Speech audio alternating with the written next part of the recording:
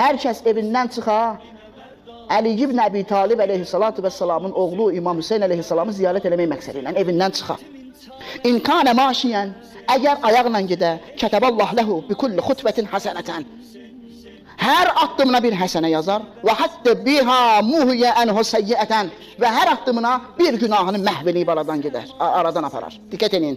Və inkanə rakibən, əgər miniklə olsa, kətəbəllah ləhu bi kulli hafirin həsənətən və hətta ənhu biha səyyiətən. Miniyinin addımına, bu cür tərcümə eləyək, miniyinin addımına bir savab yazılar və bir günahı məhv olub aradan gedər. Qəşəng qulaq, İmam Hüseynin nurunun şüası gör hara gəlib çatır. Hətta izə sarə bil hair, elə ki gələ imamın hairinə çata, daxil ola hərəmin içinə, kətəbəllah ləhu minəl muflihinə salihin. Allah onu muflihi salihlərdən qərar verər.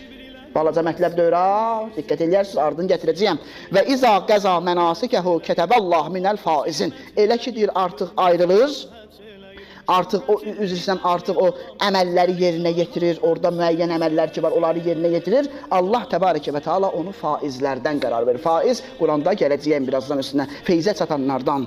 Hətta izə ərədəl insiraf, elə ki qərarı alır ki, qayıtsın dala, ətahu mələkun. Allah ona bir mələk göndərir. Fəqalə ləhu, mələk deyir ona, ənə rəsulullah Rabbək, mən Rəbbimin göndərdiyi bir elçiyəm.